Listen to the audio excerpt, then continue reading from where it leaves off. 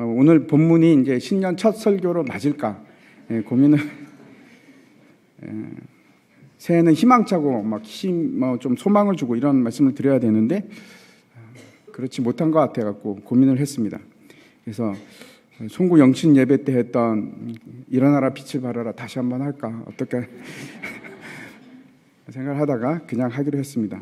어둡고 힘든 부분이 있지만 여러분 잘 따라오시기 바랍니다. 2주 전에 우리가 창세기 마지막 시간에 이제 세겜에서 야곱이 제단을 쌓고 하나님을 향해서 에헬로의 이스라엘의 하나님, 나의 하나님이라고 이제 불렀던 야곱의 얘기를 마지막으로 우리가 보았습니다. 하나님께서는 분명히 야곱에게 어디로 가라고 명령을 하셨냐면 베델로 가라고 하셨습니다. 그리고 네 고향 아버지가 있는 헤브론으로 가라 이렇게 말씀하셨음에도 불구하고 야곱이 어디에 정착을 합니까? 세겜에 정착을 하게 됩니다. 그리고 거기서 땅을 삽니다. 야곱이 오늘 본문을 봐도 서두르지도 않고 하나님의 그 베델로 가라는 명령이 그렇게 마음을 두지도 않는 것 같습니다.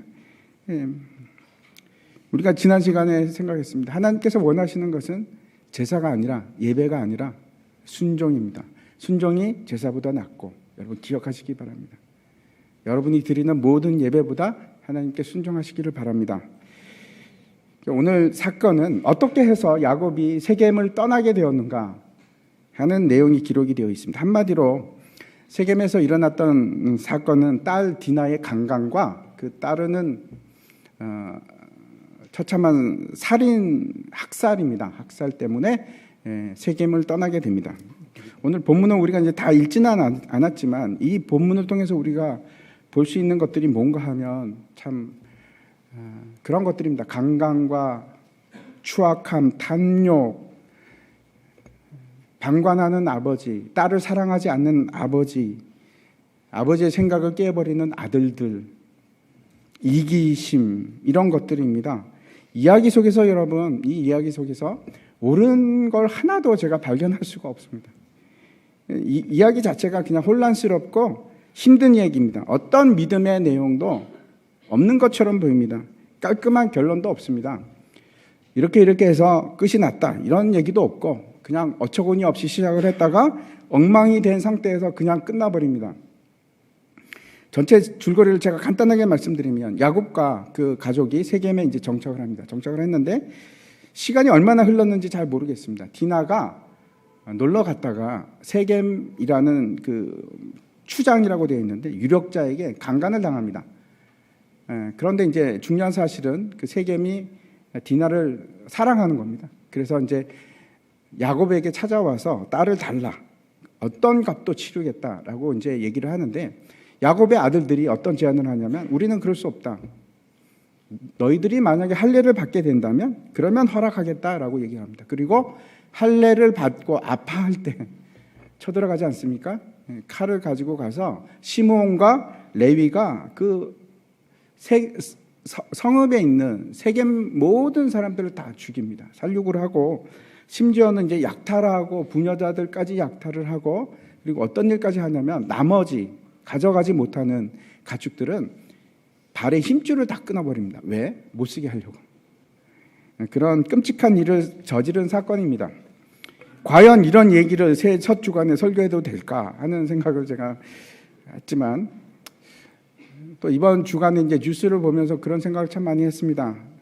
새해가 됐음에도 불구하고 여전히 우리 속에 어떤 들리는 소식들이 다 그런 겁니다. 불이 나서 사람들이 안타깝게 죽었고 더 특별히 제 마음을 아프게 했던 거는 그 5살 난 고준이라는 여아가 실종이 된 것이 아니고 결국 그 친부가 학대하고 죽게 만들었다 하는 끔찍한 얘기.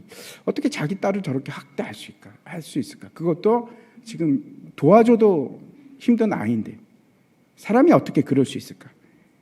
그런데 이런 일들이 우리 주변에서 계속해서 일어납니다. 너무나 흔하게 일어납니다. 여러분은 마지막으로 언제 주저앉아 울음을 터뜨리신 적이 언제라고 여러분 기억을 하고 계십니까? 아니면은 분노가 나서 막 소리를 지르거나 아니면 우울해서 주저앉아서 아무 일도 할 수 없을 것 같은 그런 때가 마지막 때가 언제였습니까? 저는 그런 때가 많이 있습니다. 그런 일이 저와 여러분에게만 일어나는 것이 아니고 이 세상이 그런 세상입니다. 끊임없이 그런 일들이 일어나고 있습니다. 오늘 이야기를 가만히 보면은 우리 현실과 다르지 않습니다. 세상에는 문제 없는 사람이 없습니다. 얘기를 들어보면 모든 사람이 다 문제를 가지고 있습니다. 경제적인 문제든지 아니면은 사람 간의 갈등이든지 아니면은 뭐 정신적인 문제든지 아니면은 육체적인 고통이든지 질병으로 인한 고통이든지 아니면 다른 것이거든. 다 가지고 있습니다. 문제 없는 사람이 없다는 것을 제가 분명히 봤습니다. 문제 속에 살아가는데 정말 문제는 우리 자신도 그 문제라는 겁니다. 우리 자신이 문제의 일부입니다. 우리 역시 어둠 속에 있고 어둠 속에서 압도당할 때가 너무나 많고 그렇습니다. 4,000년 전에 세겜에서 일어났던 일이 지금도 여전히 일어나고 있습니다. 많은 사람들이 그렇게 혼돈 속에서 살아가는데 왜 이 이야기가 우리에게 그렇게 슬픈 이야기인가?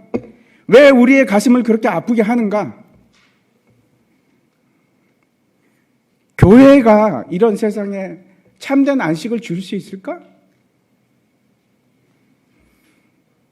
이 문제와 관련이 있기 때문에 그렇습니다. 우리가 이제 세상 사람들에게 그렇게 얘기합니다. 예수를 믿으면 행복해집니다. 예수를 믿으면 모든 문제가 눈 녹듯이 사라집니다.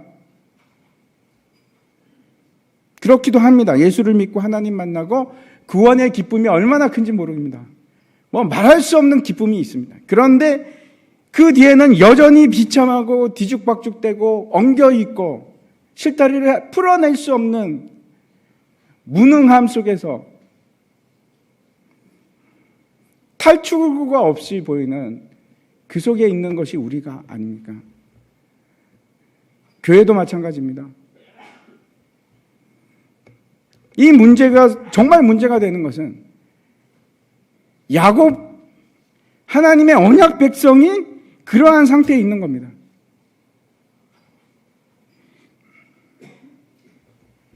우리도 그 현실의 일부일 때가 너무나 많이 있습니다. 성경은 참 놀라운 책입니다. 가감없이 우리의 현실을 너무나 적나라하게 있는 그대로 보여줍니다. 오늘 본문 속에 등장하는 사람들이 복잡하고 그 얘기가 참 끼워 맞추기가 쉽지 않은 힘든 본문임에도 불구하고 분명한 것은 너무나 실제적입니다. 이게 가공된 사실이 아니고 우리 주위에서 늘 일어나고 뉴스로 접하는 얘기들입니다. 너무나 현실적이고 이 세상의 모습입니다. 하지만 오늘 본문을 통해서 발견하는 것은 그럼에도 불구하고 하나님의 계획은, 하나님의 구원의 계획은 여전히 진행되어 가는 겁니다. 그 밑에는 도도하게 흐르는 하나님의 계획이 계속해서 진행되어 가는 것을 발견하게 됩니다. 어릴 때 이제 동화책을 읽으면 그렇지 않습니까? 선과 악이 너무나 분명합니다. 영화를 바로 그렇고 악한 편이 있고 나쁜 편이 있고 결국은 선한 편이 이깁니다. 그렇죠? 좋은 편이 이깁니다. 그런데 세상도 과연 그런가? 세상도 정말 그런가? 혹시 여러분 이제 90년대에 나온 영화 중에 투캅스라는 영화 보신 적이 있으신지 모르겠습니다. 저도 봤습니다. 옛날에 부패한 경찰에 관한 얘기인데 결국은 해피엔드로 끝납니다.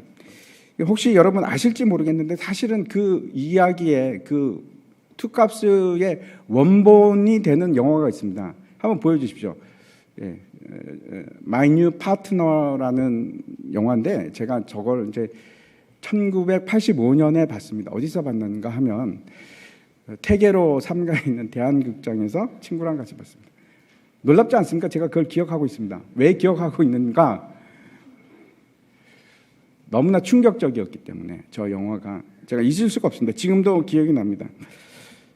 저 영화하고 투캅스 영화하고는 똑같습니다. 내용이 똑같은데 물론 이제 저 투캅스를 만든 강우석 감독은 자기는 비키지 않았다고 얘기를 하지만 제가 보기에는 너무나 똑같습니다. 부패한 경찰이 새로운 파트너가 들어왔는데 파트너가 잘하려고 하지 않습니까? 근데 결국은 둘 다 부패한 경찰이 됩니다. 근데 이제 결론이 다른데 저기서는 부패한 경찰이 부패한 걸 가지고 악이 이기는 모습을 보여줍니다. 놀랍지 않습니까? 우리나라의 그 투캅은 그렇지 않습니다. 결국은 둘 다 돌아오지요. 선한 경찰로 다시 바뀌는데 저 영화는 그렇지 않습니다. 제가 저 영화를 보면서 깜짝 놀랐던 게 어떻게 된 거지? 여태까지 봤던 모든 영화들은 권선징악이었는데 저거는 아닌 겁니다. 악이 이기는 영화가 다 있네. 그래서 제가 아직도 기억하고 있습니다. 그때 충격받은 것이 너무나 놀라웠기 때문에. 근데 오늘 내용이 마치 그런 느낌을 줍니다. 대부분의 사람들이 이 34장을 보면서 어떻게 결론을 내린가 하면 그것 봐. 하나님의 말씀을 안 듣고 베델로 안 가니까 세겜에 머물러 있으니까 그런 고통을 당하지. 당연한 거 아니야? 결국 이 얘기를 뒷받침해 줄 수 있는 35장도 그렇습니다. 35장에 딱 들어가면 다시 야곱이 베델로 향해서 나가기 시작합니다. 빨리 가지. 왜 돌아갔나? 이런 것이 우리의 마음인데 맞습니다. 물론 야곱이 세겜에서 정착하지 않았다면 디나의 사건은 없었을 겁니다. 그런데 이렇게 단순하게 세상을 얘기할 수 있습니까? 선과 악에 대해서 이렇게 깔끔하게 여러분 얘기하는 데서 맞아 떨어진 적이 있으십니까? 세상은 그렇게 단순하지 않은 것 같습니다. 예를 들어서 망한 사람이 있습니다. 그 망한 사람 앞에 가서 당신 잘못한 거 맞아. 잘못했으니까 하나님께서 이렇게 치신 거야. 회개하세요. 라고 여러분 자신 있게 얘기할 수 있습니까? 세상이 그렇게 단순합니까? 대표적인 것이 욥입니다. 욥이 친구들이 고통받고 있는 욥에게 찾아와서 네가 잘못한 건 맞아. 빨리 회개해 하는 것이 욥기의 내용입니다. 그런데 우리가 잘 알고 있지 않습니까? 그 친구들이 틀렸습니다. 세상은 그렇게 단순하지가 않습니다. 하지만 이 일은 이 세겜 사건을 보면은 우리가 이렇게 분명하게 얘기할 수는 있습니다. 야곱이 베델에 올라가지 않은 것이 그건 분명히 잘못한 것이다 하는 것을 우리가 알 수 있습니다. 그것 봐. 베델에 올라가지 않았으니까 세겜에 있으니까 문제가 생긴 거지. 라고 말하는 것은 그러나 가능한 건가? 왜 가능하지 않은가? 제가 말씀을 보여드리겠습니다. 사도행전 말씀 한번 보여주시기 바랍니다.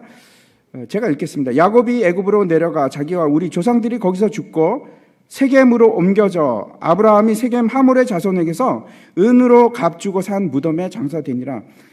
굉장히 성경을 많이 아시는 분들은 이걸 보면 깜짝 놀라실 겁니다. 놀라시는 분이 안 계신데 뭐가 이상한가 하면 아브라함이 샀던 땅은 세겜 땅이 아니고 헤브론에 있는 박벨라 굴이었습니다. 그런데 왜 저렇게 얘기할까요? 누가 얘기하는가 하면 사도행전에서 스테판 집사가 순교하기 전에 돌에 맞아서 죽기 전에 했던 말씀입니다. 창세기 50장 한번 보여주십시오.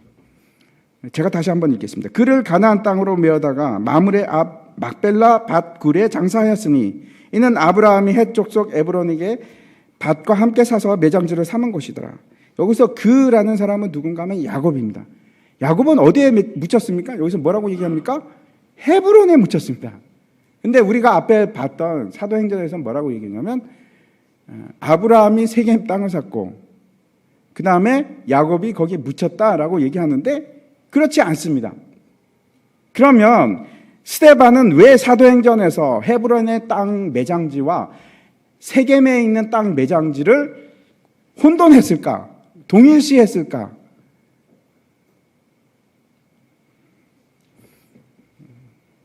저는 스데반이 헷갈려서 그렇게 썼다고 절대로 생각하지 않습니다. 이유는 소유권 문제이기 때문에 그렇습니다.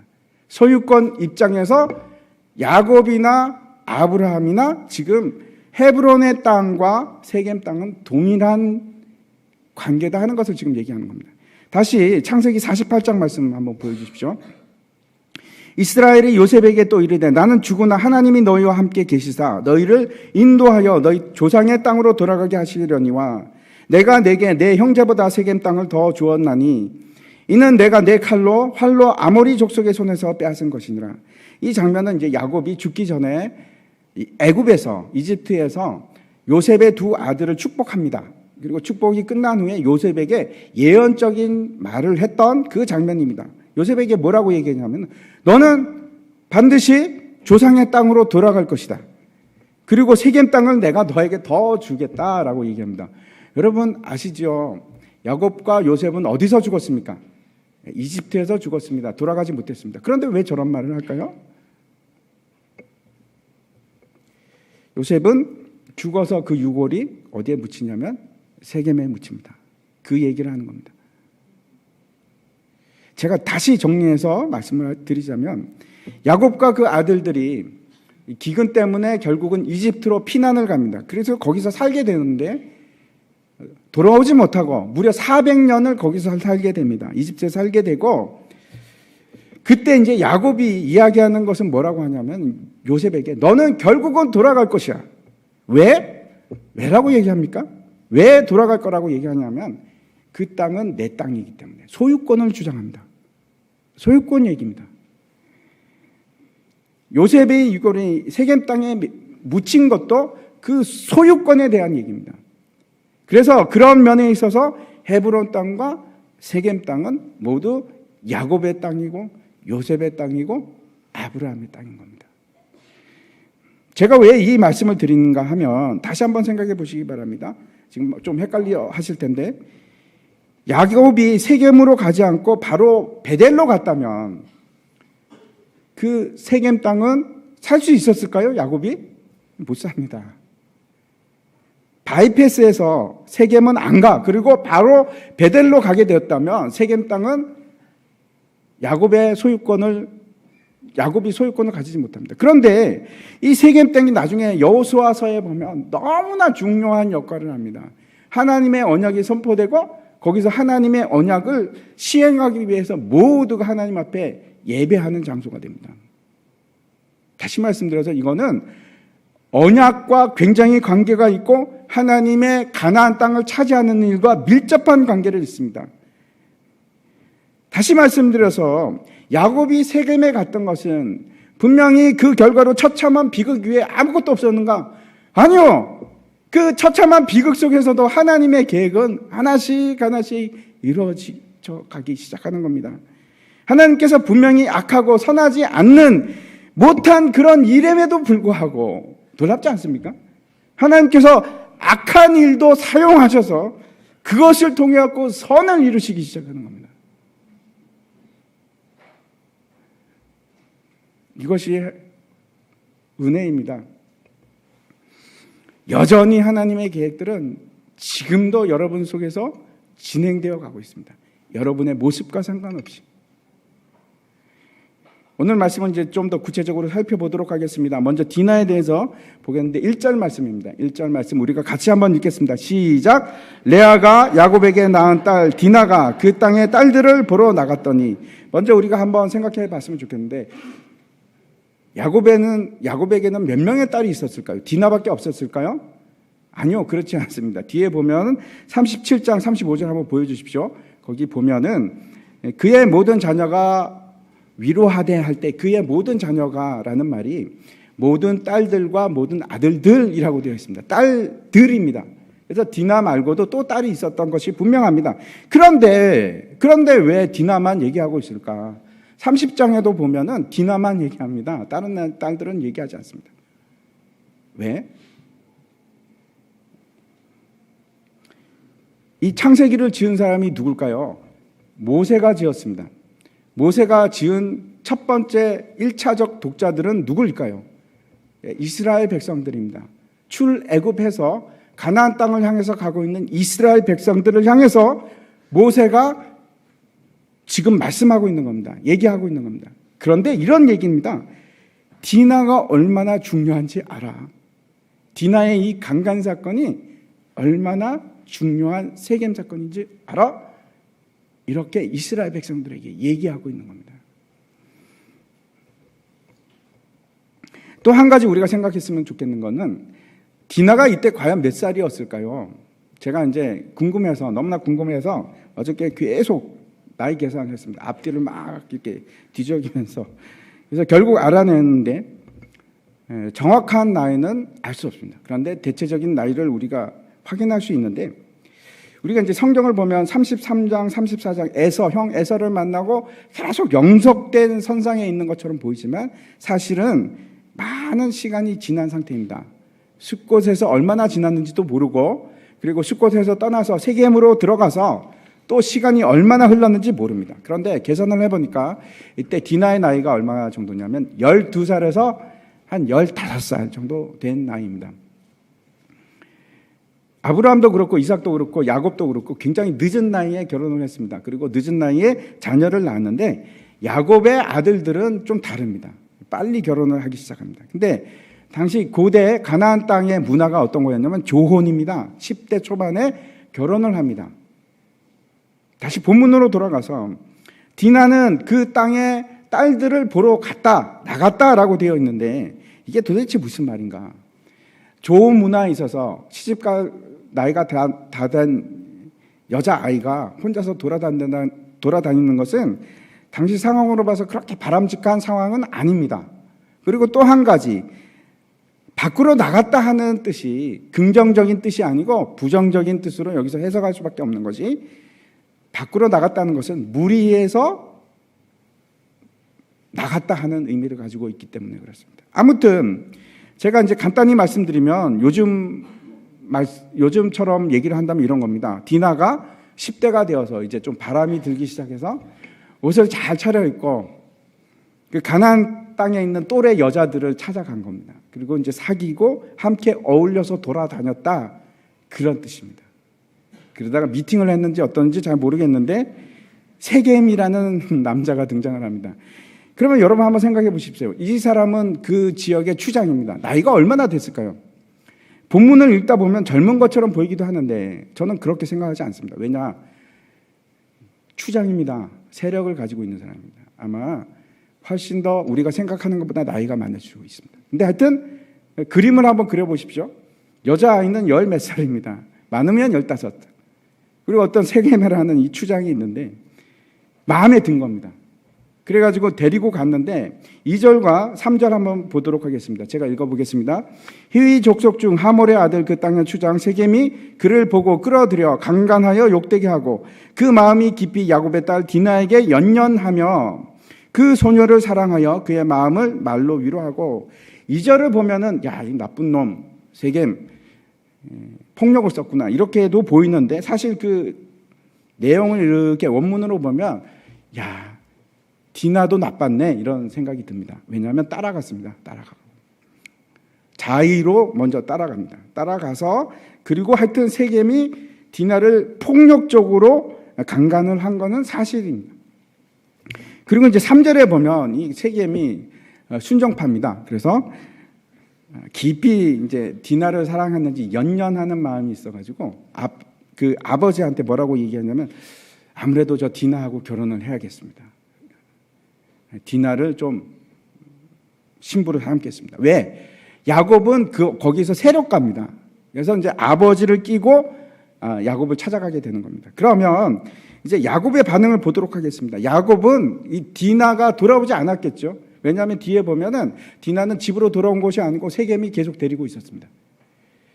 그리고 나서 이제 그 소문을 들었던 것 같습니다. 5절을 보겠습니다. 같이 한번 읽겠습니다. 시작. 야곱이 그 딸 디나를 그가 더럽혔다 함을 들었으나 자기 아들들이 들에서 목축함으로 그들이 돌아오기까지 잠잠하였고, 여러분 놀라운 사실이 있습니다. 그 아들들은 돌아와서 어떻게 하냐면 분노합니다. 당연하지 않습니까? 누이 동생이 강간을 당했는데 분노하는 것이 당연한데 야곱은 감정이 없습니다. 아무런 액션도 없습니다. 그냥 잠잠히 아들들이 올 때까지 기다렸다 이렇게 되어 있습니다. 아마 당신은 이제 목축을 하는데 목축을 하면 바로 옆에 풀이 있는 것은 아니고 어떤 때는 3일길 이렇게 가야 할 때가 있습니다. 어쩌면 기간이 많이 길어질 수 있습니다. 아들들이 돌아왔습니다. 그래서 분노하는데 심히 분노하는데 근심하고 분노하는데 야곱은 아무런 반응이 없습니다. 왜? 디나가 사랑하는 레헬의 라헬의 딸이 아니어서, 레아의 딸이어서 편애하기 때문에 잘 모르겠습니다. 7절, 모세가 이 글을 쓰면서 명확하게 판단하는 글귀를 하나 7절에서 남기고 있습니다. 제가 한번 읽어보도록 하겠습니다. 야곱의 아들들은 들에서 이를 듣고 돌아와서 그들 모두가 근심하고 심히 노하였으니 이는 세겜이 야곱의 딸을 강간하여 이스라엘에게 부끄러운 일 곧 행하지 못할 일을 행하였음이더라. 뭐라고 하는가 하면 모세의 판단은 이겁니다. 이 강간 사건은 옳지 않다. 이스라엘에게 부끄러운 수치다라고 얘기를 하고 있습니다. 일어나서는 안 됩니다. 그런데 일어납니다. 여러분, 현실에서 규칙대로 되는 일이 몇 개나 됩니까? 법을 지키는 일들이 몇 개나 됩니까? 규칙대로 잘 되지 않습니다. 이 세상입니다. 하몰이 이제 8절부터 10절까지 하몰이 얘기하는데 제가 다시 한번 읽어보겠습니다. 하몰이 그들에게 이르되 내 아들 세겜이 마음으로 너희 딸을 연연하여 하니 원하건대 그를 세겜에게 주어 아내로 삼게 하라. 너희가 우리와 통혼하여 너희 딸을 우리에게 주며 우리 딸을 너희가 데리고 가고 통혼하겠다는 겁니다. 그러면 너희가 우리와 함께 거주하되 땅이 너희 앞에 있으니 여기 머물러 매매하며 여기서 기업을 얻으라 라고 이제 제안을 합니다. 근데 여러분 잘 보십시오. 이 하몰, 세겜의 아버지 하몰이 제안을 하는데 사과를 하고 있습니까? 아니, 사과는 없습니다. 사과를 하는 것이 아니고 정치적인 제안을 하고 경제적인 편의를 줄 테니까 우리 통혼하자, 합치자, 민족을 합치자 하는 제안입니다. 이때 야곱은 뭐라고 합니까? 또 대답이 없습니다. 또 대답이 없는데 사실 야곱의 속내는 어디에서 드러나는가? 마지막 절에서 30절에서 마지막에 있는 30절에서 드러납니다. 한번 보겠습니다.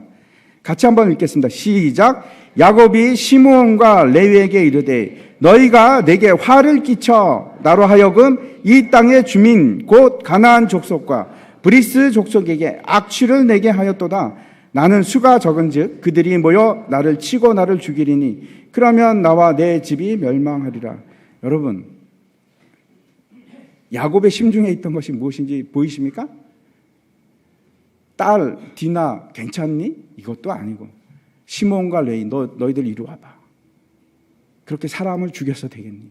공의를 얘기하는 것도 아니고 책망하는 것도 아니고 눈에는 눈, 이에는 이를 얘기하는 것도 아니고 여러분 눈에는 눈, 이에는 이라는 것이 은혜의 법입니다. 많은 사람들이 잘못 알고 있는데 어떤 사람이 여러분의 눈을 콱 찔러가지고 장님이 되게 됐다. 그러면 여러분 어떻게 합니까? 가서 그 사람을 죽여버리죠. 이게 사람입니다. 그런데 모세의 법이 얘기하는 것 안 돼. 죽이면 안 돼. 네가 눈을 다쳤더라도 네가 할 수 있는 최대의 보상을 받을 것은 네가 할 수 있는 것은 그 사람 눈밖에 안 돼. 다른 거 건들지 마. 그게 눈은 눈으로, 이는 이로 하는 뜻입니다. 사람들의 악함을 통제하기 위한 법입니다. 그런데 그런 얘기를 하는 것도 아니고 정의에 대한 얘기를 하는 것도 아니고 무슨 얘기를 합니까? 자기의 이익입니다.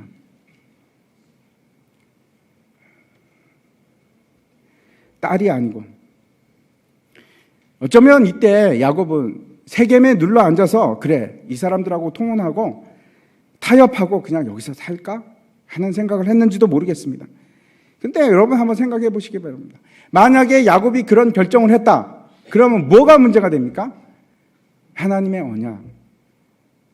아브라함과 이삭과 야곱에 주어졌던 내가 너로 큰 민족을 이루고 너로 인하여 모든 민족에게 복이 되게 하겠다 하는 약속은 실패하고 맙니다. 왜? 통혼함으로 그 인구가 작은 몇 명 안 되는 야곱 사람들은 세겜에 흡수되니까 사라지니까 민족이 사라지니까 하나님의 구원 계획은 그냥 끝장이 나는 겁니다.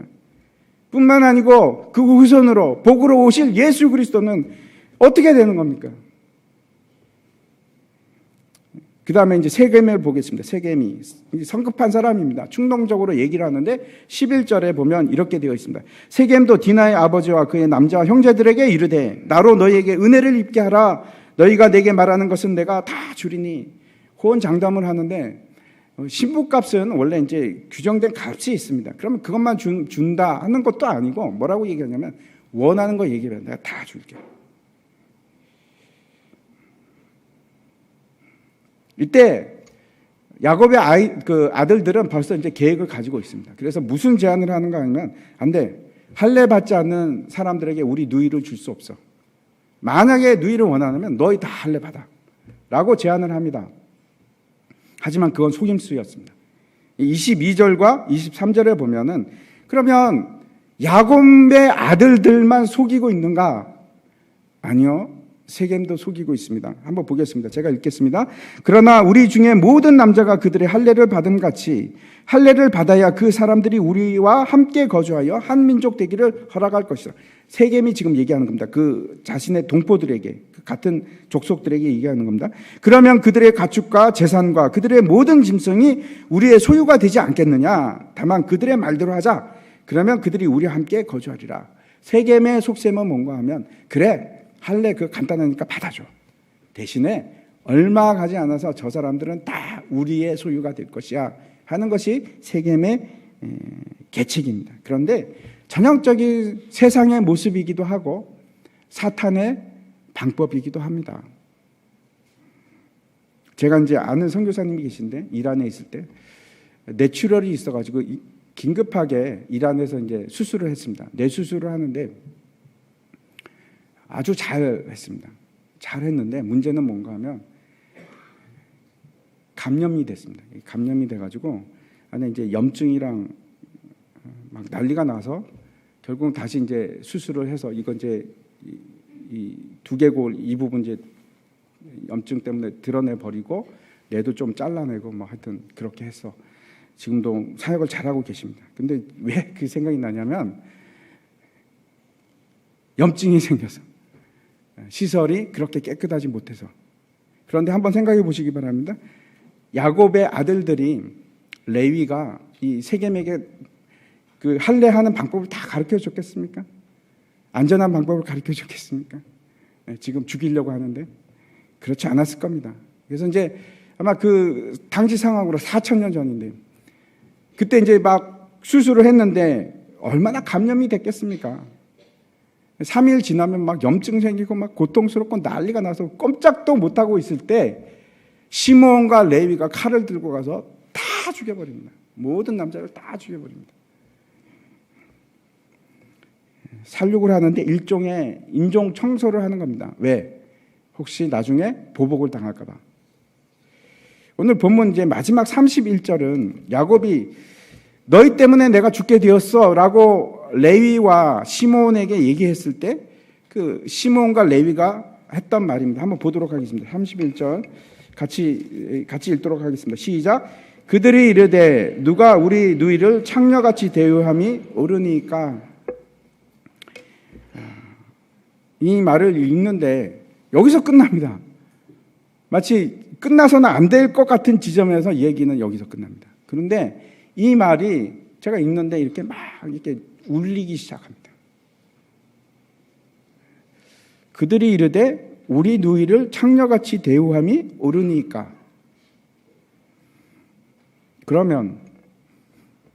그래서 그 사람들을 전멸시키는 것은 옳으니까.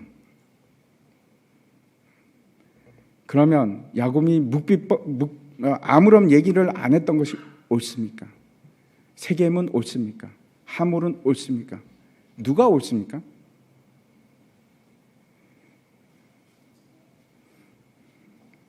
여러분 그 짐작하셨는지 모르겠는데 34장에는 꼭 들어가야 될 단어가 하나가 전혀 나타나지 않는 단어가 있습니다. 그것이 무엇인지 혹시 아시겠습니까? 하나님. 34장에는 하나님이라는 단어가 한 번도 등장하지 않습니다. 우리가 이 34장을 통해서 뭘 보는가? 세겜 사람들의 추함을 봅니다. 근데 그것으로 끝나는가? 아니요. 똑같이 구원을 받았다고 얘기하는 하나님의 언약을 받은 사람들의 추한 모습을 봅니다. 마치 어떤 걸 보게 되냐면 야곱에게서 선한 것이 없구나. 저 인간에게서 뭘 원할 수 있겠는가? 기대할 수 없다. 그런 생각을 합니다. 그 이름이 이스라엘이라고 바뀌었음에도 불구하고 여전히 그의 모습은 이런 추한 모습입니다. 34절에서 우리가 보는 것은 악함입니다. 악함. 여러분, 역사상 가장 악한 일은 무엇이었습니까? 지금 한번 생각해 보십시오. 임진왜란이 악했습니까? 아니면은 히틀러가 유태인들을 몇백만 명을 죽인 사건이 가장 악했습니까? 아니면 IS 전사들이 사람들의 목을 자른 것들이 악했습니까? 아니면 조두순이 어린아이를 유린했던 것이 그게 악했습니까? 우리가 이제 어린들에게 당하는 것을 보면서 더 가슴 이유 중에 하나는 그 아이들은 순수하고 착하고 죄가 없을 것 같은데 그런 아이들을 어른들이 그렇게 처참하게 만드는 게 화가 나는 겁니다. 그렇지 않습니까? 어른이면 좀 덜할 것 같은데. 그런데 여러분, 그런 것보다 훨씬 더한 악함이 있었습니다. 하나님을 믿는다고 하는 사람들이, 하나님의 백성이라고 하는 사람들이 하나님의 아들을 죽입니다. 하나님의 아들을 십자가에 매달고 창으로 찌르고 침을 뱉고 조롱하고 능욕하고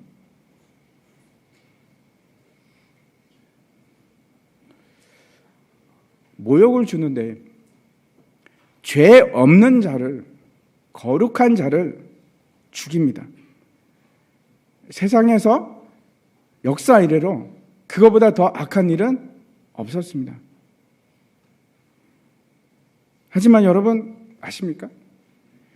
하나님께서 그 가장 악한 일을 통해서 세상에서 가장 선한 일을 만들어내십니다.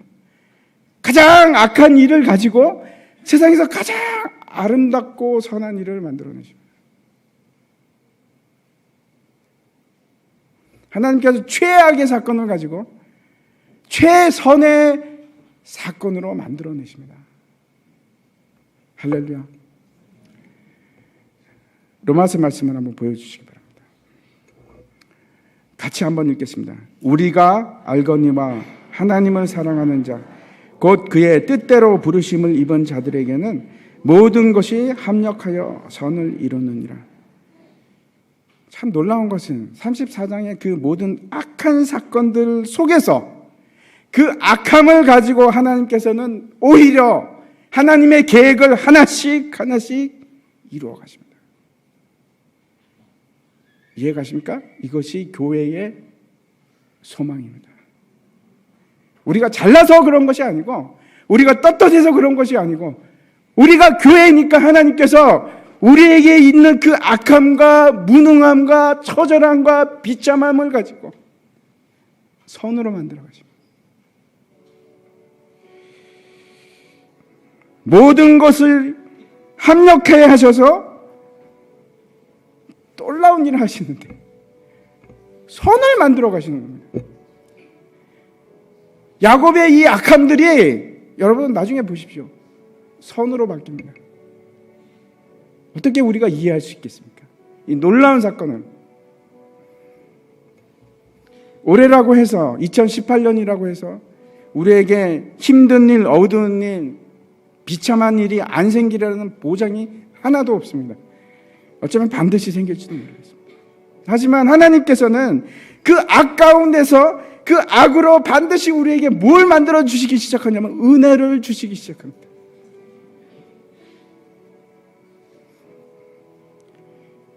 마지막으로 우리가 로마서 8장 24절과 25절 말씀 제가 읽겠습니다. 우리가 소망으로 구원을 얻었음에 보이는 소망이 아니니 보는 것을 누가 바라리요. 보이는 건 소망이 아닙니다, 여러분. 보이지 않기 때문에 소망입니다. 만일 우리가 보지 못하는 것을 바라면 참음으로 기다릴지니라. 하나님이 주시는 은혜는 우리가 견디면 결국은 여러분 놀라운 일이 생깁니다. 여러분의 그 악함마저도 은혜로 바뀝니다. 이 일들을 여러분 2018년에 경험하시기 바랍니다. 그래서 우리는 강합니다. 교회에 희망이 없습니까? 아니요, 이것이 우리의 희망입니다. 그 악함 속에서 세상 속에 있는 하나도 세상과 다르지 않는 것처럼 보이는 그 교회에 무슨 소망이 있고 무슨 안식이 있고 무슨 평안이 있습니까? 이겁니다. 이 소망이 우리에게 있습니다. 그리고 반드시 하나님께서는 그 일들을 이루어 나가십니다. 같이 우리 함께 일어나셔서 은혜 아니면 같이